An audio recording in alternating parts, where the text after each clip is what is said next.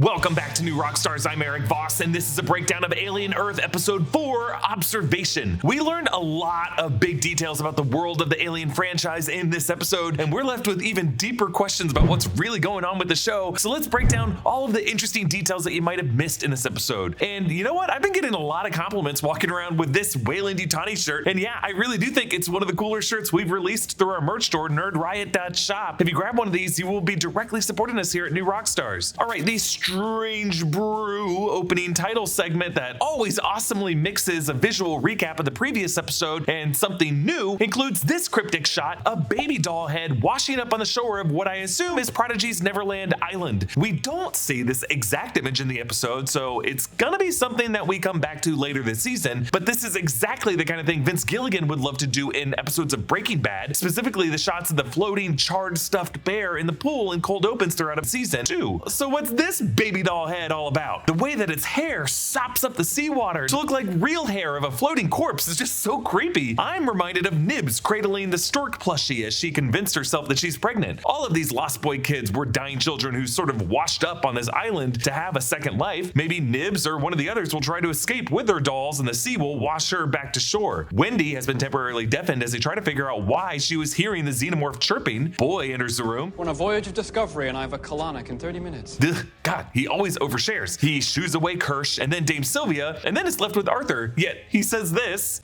Alone at last. Yeah, a clear diss to Arthur. He is right there, my man. But obviously he knows. He just wants to make him feel unimportant. Joe Hermit enters and Boy confirms that the lung that they infected at the end of episode 3 was not put back in Joe, but that Joe has a new Prodigy synthetic lung in his chest. But that is also how they manipulate him this episode, as he's now sort of a step closer to being a cyborg the way Morrow is, and therefore his body, they say, is company property, or he would have to pay off that lung. Ugh. Even though they did this while he was incapacitated.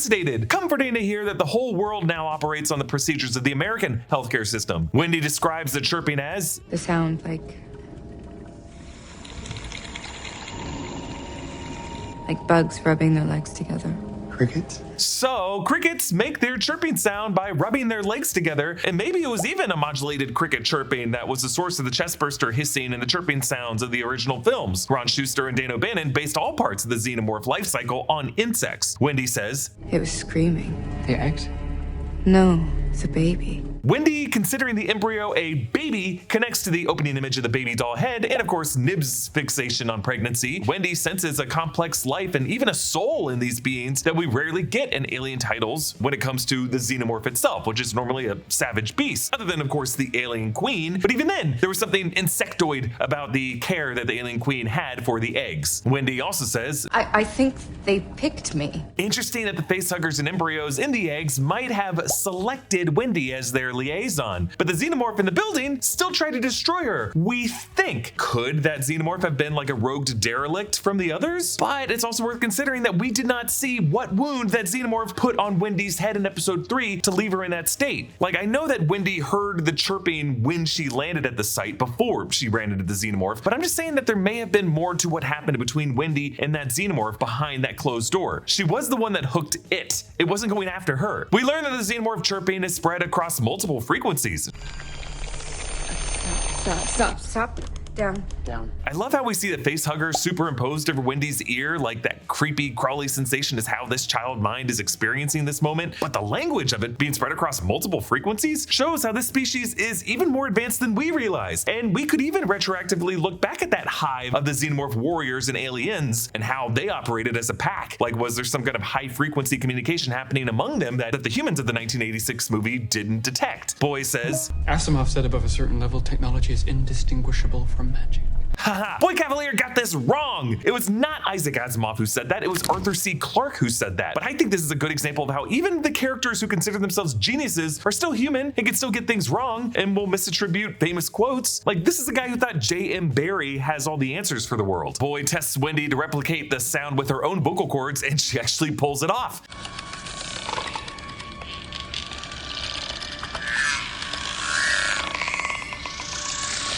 Yeah, I love how everyone in the room is immediately uncomfortable and is very okay now seeing these hybrids as something not human. While Curly seemed to be starting to form inroads to be Boy's favorite in episode 3, he now uses this to belittle her. Sure, you speak French, but can you do that? When Joe says that she needs rest, Boy says Wendy has a lithium-ion battery that could power a small city. It's just another dismissive line from Boy Cavalier that conveys the priorities of his resources. Like, why not use this battery tech to power more cities? Indeed, the AI server farms in our world today have massive carbon footprints. Adam Ein smartly ponders to Boy Cavalier that if the xenomorphs have decided to communicate, there must be a reason, but Boy still refuses to return them to Yutani. So I can wake up one day with a xenomorph in my belly? No, thank you. So Boy has apparently concluded that Yutani having control over the xenomorphs would mean they would weaponize these creatures against their corporate enemies, but he fails to see that maybe that's exactly what they're doing right now by Mother directing the Maginot to crash directly into a Prodigy city. The fact that he has not considered that as a possibility just shows how stupid he really is. Joe finds Marcy/Wendy's drawings of him from her observations of him and her rendition of the moment she lifted the other kids on her arms in episode 1. But it's interesting how she drew herself from behind. Was this footage of this moment that she was watching back later? Does she have trouble recognizing humanity in her own face, or doesn't want to draw her own face? Around Wendy's room are little figurines of animals. You can see, I think that's a salamander or some kind of lizard. And then on her charging station bedpost, a big old squirrel, a small squirrel, some other animal, and then this mouse. Joe says that he's not mad at Wendy, he's mad at Prodigy. Because they wouldn't let me see you when you're in the hospital.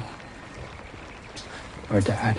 Now, I take this to mean they wouldn't let the dad see her either, but you could also read it as the dad might have also been in the hospital and Joe couldn't see him. Either way, it seems like the dad is not in the picture in the present day, but he was played in the flashback scenes by Noah Hawley himself. And when I wanted to ask Noah Hawley about that for my interview with him at Comic-Con, I was told not to ask him about it. So, we'll see. Joe says he tried to visit her. There was a war, and I was on the other side of the earth. A war, you say? We later learn this episode that the 5 corporations replaced all world governments, and presumably the Triumvirate did that years before the other 2 joined. So this tells us that not all is peaceful in more recent years. Either Prodigy is still trying to clear out guerrilla fighters in certain regions around the world, or just different factions of one corporation could be firing weapons at another corporation subsidiary. But what does the other side of the world mean? Like, if they're in Thailand or somewhere in Southeast Asia now, could the other side of the world be somewhere in Europe or Africa, or maybe even the Americas? They watch Ice Age 4 Continental Drift together, the movie that they were remotely watching together in episode 1. They're even watching right here the same "or face my fury" moment that came up in that episode. As he did earlier in the season, Boy Cavalier reads his bedtime story to the kids from J.M. Barrie's Peter Pan. This excerpt is from chapter 4, The Flight, picking up with the same part about the shadows that we heard him reading before. The Neverland had been make-believe in those days, but it was real now.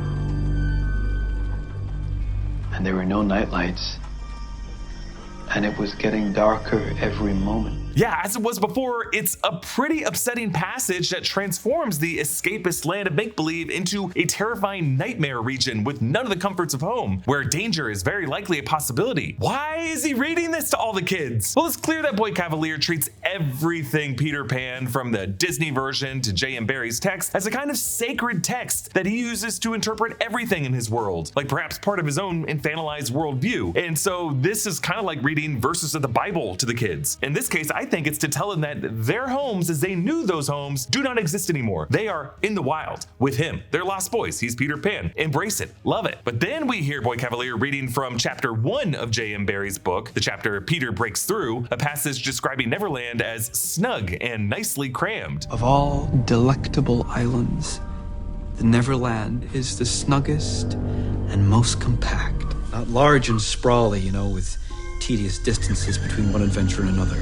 but nicely crammed. When you play at it by day with the chairs and tablecloth, it is not in the least alarming. But in the 2 minutes before you go to sleep, it becomes very nearly real.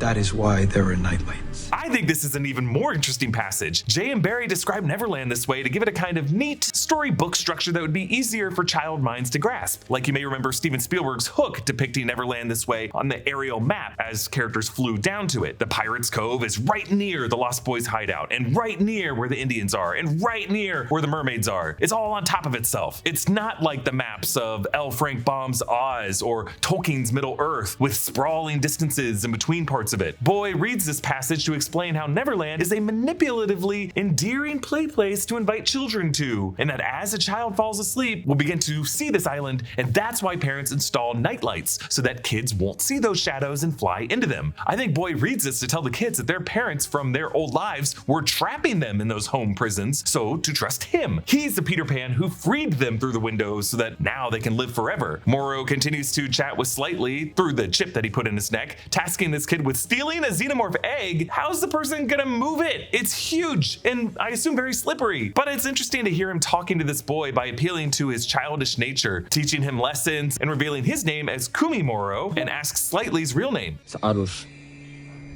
Arush what? Sing. Arush what? Yeah, Morrow definitely wasn't kidding when he said that he once had a daughter, because this is very much a dad joke. But yes, Morrow is asking his name so that he can look up Slightly's family, and while there could be millions of people who have that family name, Morrow probably narrowed it down based on families with dying kids who would be around Slightly's age. Slightly returns and crawls his hand on the wall. I'm sure soon we're gonna have all kinds of creepy crawlies covering the walls of this facility. He finds Kirsch in his room. It looks like Slightly/Arush has cricket pads on his wall, so kind of like Joe listening to baseball, some sports are just gonna be forever beloved as of the year 2120. Kirsch lectures Slightly about the Three Monkeys tableau on his wall. Mizaru sees no evil, Kikazaru hears no evil, Iwazaru speaks no evil.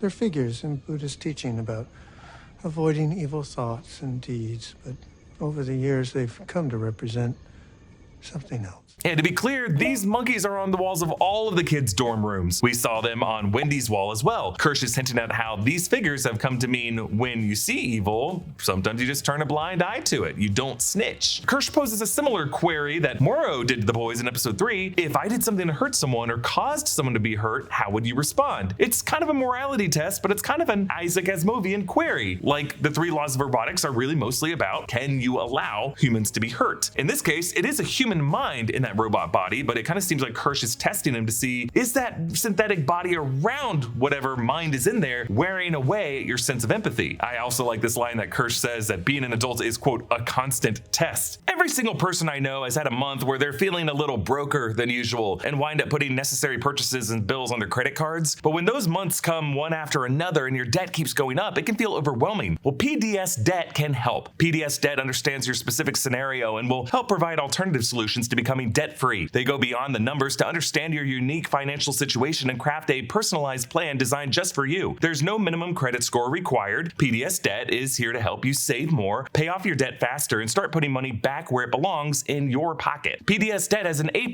rating from the Better Business Bureau, a 5-star rating on Trustpilot, and its thousands of 5-star reviews on Google. PDS has helped hundreds of thousands of people get out of debt, and one of those people could be you. I wish I had known about this when I was younger. It could have saved me a huge headache. You're 30 seconds away from being debt-free. Get your assessment and find the best option for you right now at pdsdebt.com/newrockstars. That's pdsdebt.com/newrockstars. Once more, that's pdsdebt.com/newrockstars. Now, we start on the scene with the sheep with a close-up on its eye, the eyeball that will later be forced out by the Teocellus. They allow the creature into the room with the sheep, and like an octopus, it crawls over, attacks the poor thing. We cannot show you too much of it because it is extremely violent, but it does squeeze into the eye hole, pushing out the other eye so that it dangles down. And then we can show you this, how all of its various pupils merge into one deceptive pupil as it now puppets the sheep's body. It's very interesting that its first instinct is to raise the sheep on its hind legs to stand like a bipedal animal, like humans are. And then when it realizes it's being watched by actual bipedal animals, it lowers the sheep back on all 4 legs to play the part. Kirsch observes that this creature is highly intelligent, and yeah, it likely has taken over the minds of other evolved bipeds. Toodles sees the increased gamma waves on the brain scanner to show sudden increased problem solving and concentration. Similar to the cat, you'll notice that the Teocellus seems to latch onto the left eye every time. Humans have advanced language skills because we have processing and motor function on the left hemisphere of our brains. Animals like sheep also have this, but a lesser form of it on the left sides of their brains as well. So it seems like the TSLS might be using the brain architecture of cats and sheep and maybe someday humans to, at this point, figure out how humans operate. We see from the TSLS's point of view its vision of Toodles and Kirsch and how it adjusts its vision clockwise and then counterclockwise, kind of like a lens focusing on them. Boy Cavalier has Adam Ines carry his ball for him and then he thwacks it against the glass to get the TSLS's attention.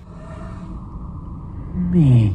I like how the animal blinks, but since only the sheep's other eye has an eyelid now, it looks like the TSLS winks at him through the sheep. In exterior shots of the Prodigy facility, we see a crocodile swimming in the lagoon. Clearly, Boy Cavalier is really obsessed with Peter Pan by putting a tick-tick the crocodile in the water. He brings up this part of the lore later this episode. Dame Sylvia and Arthur worry about the effect on these hybrid kids, and then Nibs walks up out of her goddamn mind. I'm pregnant. In the original 1979 film, the way the xenomorph gestates inside its host was interpreted as a perversion of the mammalian pregnancy process. While Nib's issues were experienced by an experience with the TSLS, she clearly is reverting to human childish things. And it is common for a lot of girls to go through a phase where they start mommying plush dolls and other baby dolls. It's also an especially triggering proposition to declare right in front of Dame Sylvia and Arthur, who we know from past episodes have had struggles getting pregnant. Back in Dame Sylvia's office, Nibs pets what looks like a stork plushie, more baby imagery, but when asked where babies come from, Nibs says God brings them. But Nibs does say she grew up on a farm and understands the physical process, but then just counters that Jesus didn't come from this process. Yep, major homeschool energy here. And Dame Sylvia tries to show Nibs a diagram of the synthetic parts that are inside of her body, but I said no. And when Dame Sylvia keeps pushing her to talk about what happened with the TSLS, Nibs snaps. I said the Yeah, a perfect reason why you should not give indestructible bodies to the minds of kids who are still capable of having tantrums and lack a lot of emotional development. Actress Lily Newmark has been so good as Nibs on this show, and I just love the little apology she gives the stork plushie after she calms down.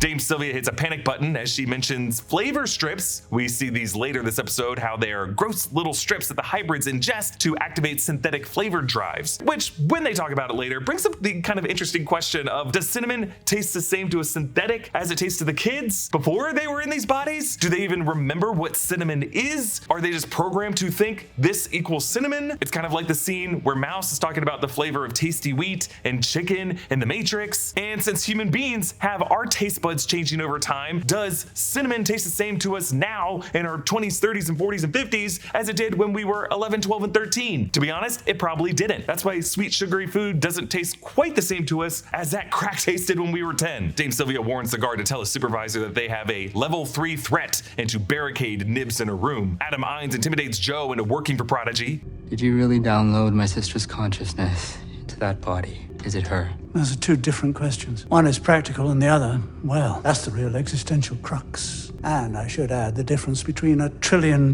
business and a blanket with sleeves. A what? An invention that no one wanted. Some Snuggie shade there. But Adam Ines is really getting at the capitalistic truth here. Prodigy's goal will be to convince consumers that these downloaded minds in new bodies are enough of the original human in order for them to be able to sell this tech to the masses. But deep down, they don't really believe it is. They believe it's something more than the original human. Boy Cavalier tries to process Wendy fighting the xenomorph through the analog of Peter Pan. You fought the crocodile, and now you can hear the clock. No?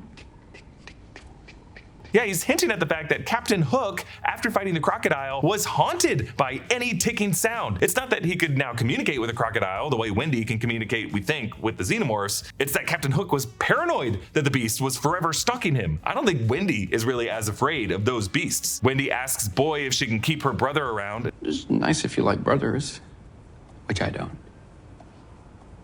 Or fathers, or mothers, you know? Always telling us what to do. Remember the online blurb that Morrow read about Boy Cavalier in episode 3? It did hint that someone close to Boy had died. My theory is that one of the characters we have met in this Prodigy facility is a recreated form of someone related to him. Wendy Pinky promises that she'll help him figure out what the aliens are saying, and Joe won't be a problem, but Boy grabs her whole finger, I guess either unwilling or unable to make an authentic Pinky promise, but it kind of reminds me of that scene in Jordan Peele's yells "get out" when Chris offers a fist bump to Andre, and Andre, since he has the mind of the old white dude Logan, he just kind of grabs the whole fist really awkwardly. Toodles asks Kirsch if he can change his name to Isaac, named after Isaac Newton, but it's also the first name of Isaac Asimov. Isaac catches Slightly outside the lab, who was trying to follow Morrow's command, but Slightly gets spooked and leaves, and I love how when he rounds the corner in the background, he definitely 180s and goes the other direction. Slightly calls Morrow again, and now when we see Morrow in close-up, he's facing the other direction than he was before, which makes it a really effective reveal when the camera rolls back to show Morrow is sitting with Arush's mother, threatening this unfortunate family. Now Morrow's directive is, instead of sneaking out an egg, to sneak any human up to an egg to get a facehugger on them and then hide them while the embryo does its thing. I don't know why Morrow thinks Slightly will be successful at this in under 24 hours. Like, how does Morrow know what humans are around and how someone like Slightly would be able to convince them to walk up to these freaky things? But based on the shot at the end of the episode, it looks like Joe is going to be his target. Kirsch, though, is listening in on every one of Slightly's conversations with Morrow. So this whole plot line, I think, is really all about Kirsch and what he chooses to do with this information. Like, is Kirsch going to help Slightly on this mission in order to draw out Morrow so that he can confront him? Or maybe because Kirsch is also just intellectually curious to unleash xenomorphs on humanity so that hybrids and synths can replace the food who think they run this planet. Joe joins me, Wendy, Curly, Toodle/Isaac as they all taste test the flavored strips with Joe. Curly asks Joe about the 5, and he explains. The old planet had something called governments, where people used to, they would vote for who they wanted making decisions, right? That didn't work. So these 5 corporations, they rose up and they fixed all the problems. Now they work together to run things.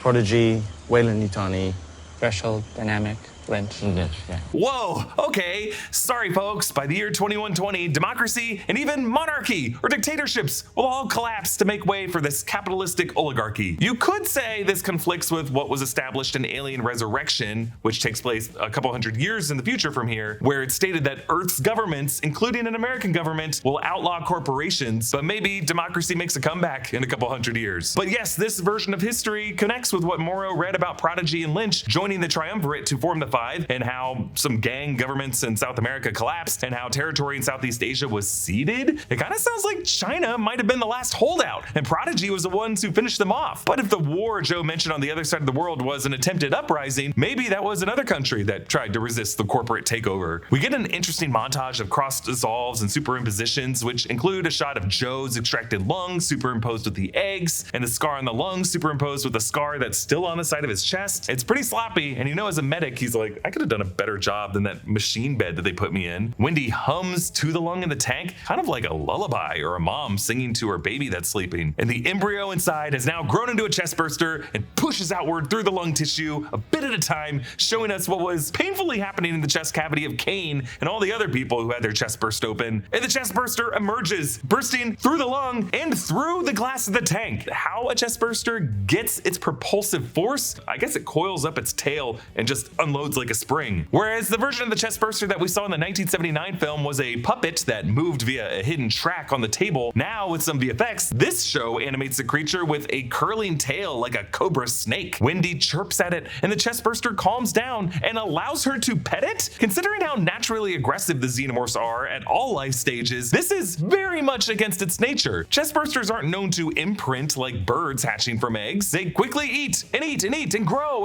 and shed their husks until they rapidly reach adult xenomorph size, which happens in less than 24 hours. So will Slightly even need to complete Morrow's mission if the goal of that mission is to unleash an adult xenomorph into the world? Really, the biggest question of this episode comes down to, why did the xenomorphs select Wendy as their communicative conduit? And what are they trying to communicate? Could the xenomorph's hive mind detect that Wendy has the mind of a girl who is related to one of the other humans that they had come into close contact with, Joe, in the stairwell shaft? Is there some biorhythm that xenomorphs can detect that exists among biologically related beings that comes from brainwaves, waves that even exist in new synthetic bodies? Do the xenomorphs see the Hermit family as assets in a war that they're fighting against the other 4 species that the Maginot brought with them to Earth? Like, is the Teocellus the true villain of this show? I just think there's some interesting parallelism between there being 5 species on this series and the 5 corporations on Earth. This episode is titled Observation, and while you could say it's the way characters like Boy Cavalier and Kirsch and Dame Sylvia watch and spy on their creatures and their own hybrid kids. The real observation that's happening this episode is coming from the creatures that are learning more and more about their food with every tick, tick, tick, tick, tick. Comment down below with your thoughts on this episode, and a special thanks to one of our YouTube members, Frederick Price, who supports us at the executive producer level.